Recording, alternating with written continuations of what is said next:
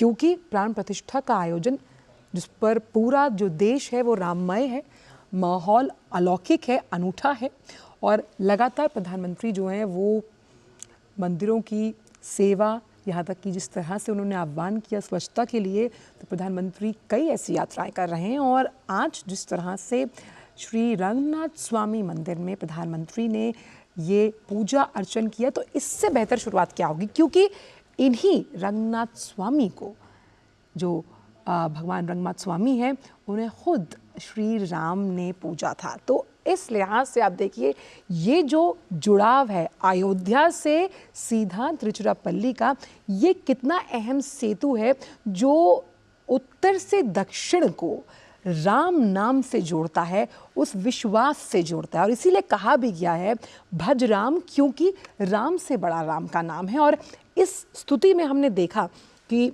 जिस तरह से अभी वहाँ पर जो मौजूद कलाकार थे उन्होंने राम स्तुति गाई और जिसका श्रवण खुद प्रधानमंत्री ने किया। ये श्रवण इतना मीठा था कि भले ही उसकी भाषा अलग हो लेकिन भाव एक ही है। भाव यही है कि किस तरह से पूरा देश जो है वो रामलला का जो हम कह सकते हैं जो पूरा प्राण प्रतिष्ठा का समारोह है जिसके लिए पूरा देश इंतज़ार कर रहा है, उस लिहाज से आज का ये दिन भी बेहद अहम। देखिए कैसे हमने दक्षिण से उत्तर को राम भाव से जोड़ा है, राम के उस विश्वास से जोड़ा है। और ये जो विश्वास है ये दर्शाता है कि जब हम एक भारत श्रेष्ठ भारत की बात करते हैं, और क्योंकि रंगनाथ स्वामी मंदिर इसी तरह का एक मंदिर हमने वृंदावन में भी देखा है जहाँ पर भगवान विष्णु की पूजा अर्चना की जाती है। वहाँ पर उनके भाई जो जगन्नाथ की मूर्ति है वो भी वहाँ पर है, साथ ही साथ उनकी बहन के साथ सुभद्रा जो उनकी बहन है, उनके भाई। तो कहीं ना कहीं आप देखिए कि ये सब जुड़ा हुआ है, और ये जुड़ा हुआ इसलिए है क्योंकि यही हमारी भारतीय संस्कृति को हम कह सकते हैं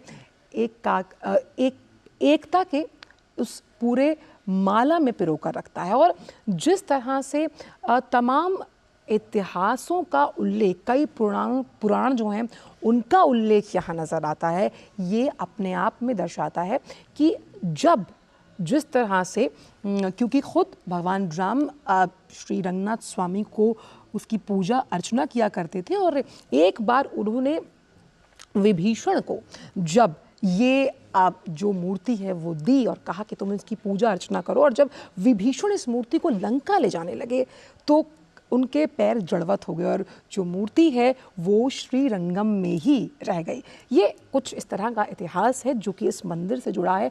और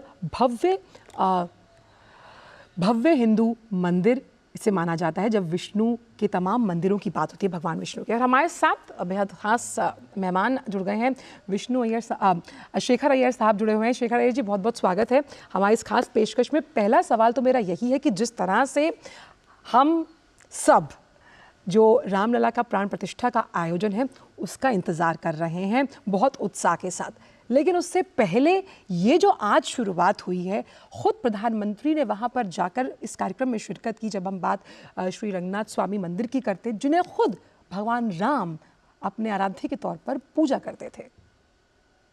बिल्कुल आंचल जी, 22 जनवरी से पहले वहाँ अयोध्या में प्राण प्रतिष्ठा से पहले प्रधानमंत्री लगातार उन जगह जा रहे हैं जिस जगह रामायण में प्रभु रामचंद्र जी से जुड़ा हुआ है।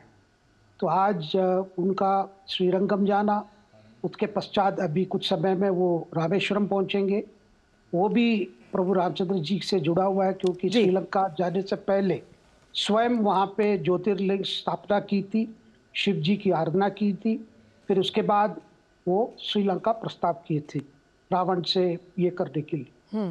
तो जहाँ जहाँ जा रहे हैं, जैसे कुछ दिन पहले महाराष्ट्र के नासिक गए थे, नासिक में वहाँ कालाराम करके एक क्षेत्र है जहाँ माना जाता है 14 साल जो बिताए श्री रामचंद्र जी और सीता जी, उस जगह से वो जुड़ा हुआ है।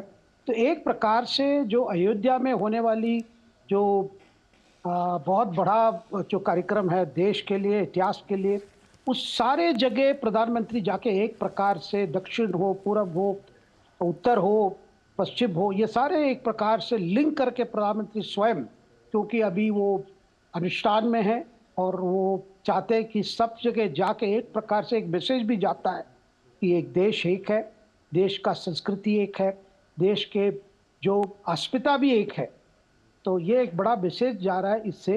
और आपने देखा होगा अभी कुछ समय वो बैठकर रामायण के जो कंब रामायण है उसकी जो अभी ये हो रही थी उसको बैठकर सुन रहे थे। जी। तो हम उत्तर में वाल्मीकि रामायण की बहुत जिक्र करते हैं, दक्षिण में कंब रामायण की बहुत ये होता है, माना जाता है। लेकिन सारा कहानी वही प्रभु की है, सारी प्रभु रामचंद्र जी की है। और इस देश में अगर आप देखिए, जो बार बार कहा जा रहा है कि भाई भाषा अनेक है, लेकिन भाषा अनेक होने से भी संस्कृति एक है, तो जी जी। अस्मिता एक ही है।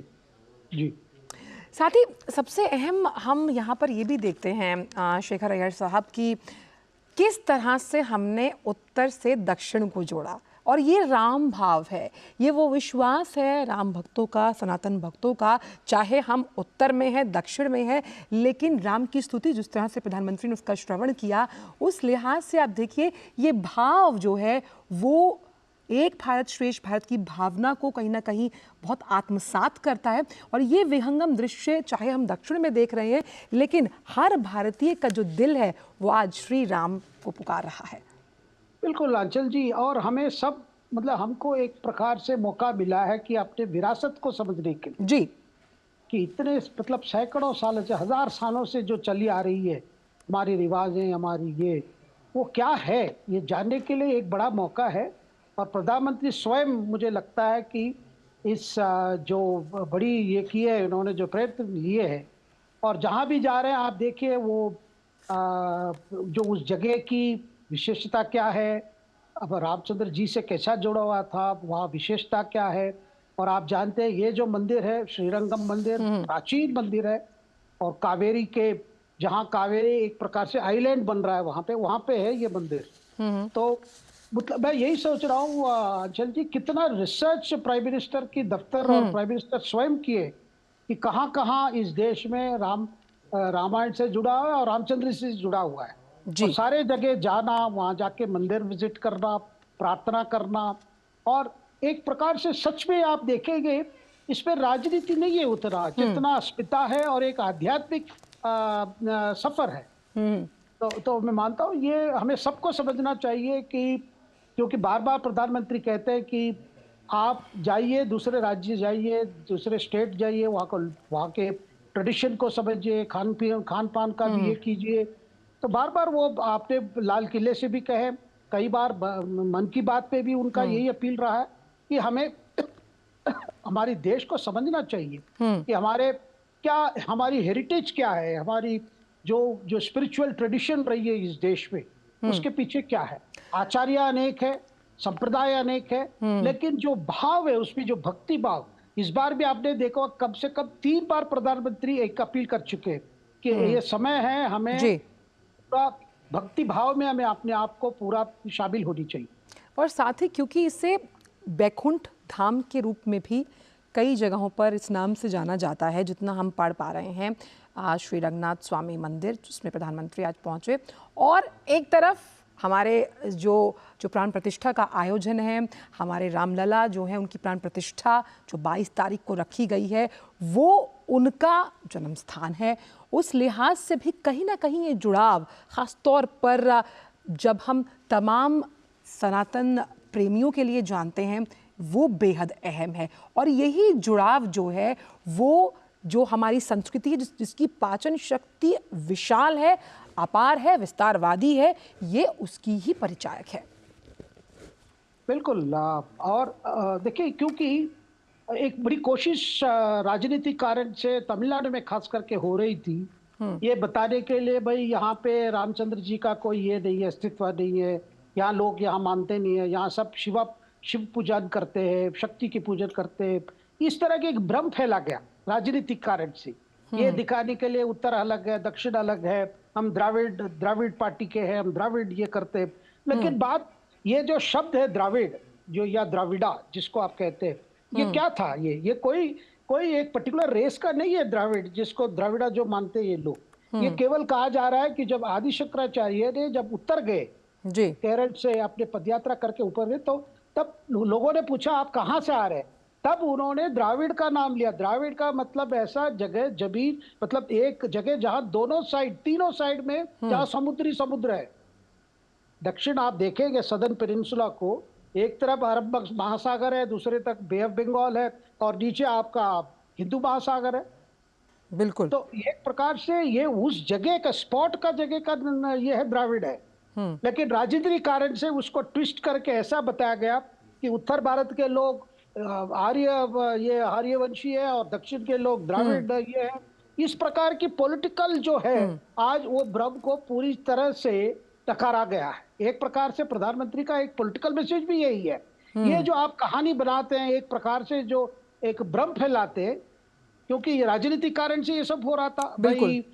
और उस कारण क्या है यही बताने के लिए नहीं, भारतीय जनता पार्टी उत्तर भारत के हिंदी वाले हैं, हम तो दक्षिण वाले हैं, हम तमिल वाले, ये सारे चीजें कुछ अर्थ नहीं है। ये केवल पॉलिटिकली आप सबको मिसगाइड ये जो आप करके बात कह रहे हैं ना शेखर अय्यर साहब, ये बहुत अहम इसलिए है कि जब कोई भी भक्त हो या फिर आम जन जब राम कथा सुनता है, और राम कथा में कई ऐसे मार्मिक संवाद हैं, चाहे हम केवट संवाद की बात करें या फिर जो भरत और भगवान प्रभु राम का संवाद है, वो इस तरह के संवाद चाहे आप उत्तर के हैं, आप दक्षिण के हैं, पूरब के हैं, पश्चिम के हैं, वो आपकी आंखों से अश्रुधारा लाएंगे ही। तो कहीं ना कहीं ये जो संदेश है वो साफ है कि जिस संस्कृति और ख़ास तौर पर जिस प्रभु श्री राम को समझने के लिए आपके हृदय में विश्वास होना चाहिए, वो सबसे बड़ी ताकत है। भाषा अलग हो सकती है। बिल्कुल आंचल जी, और एक आप दूसरी चीज देखिए, ये खासियत देखिए, रामायण का कहानी हमें सब मालूम है।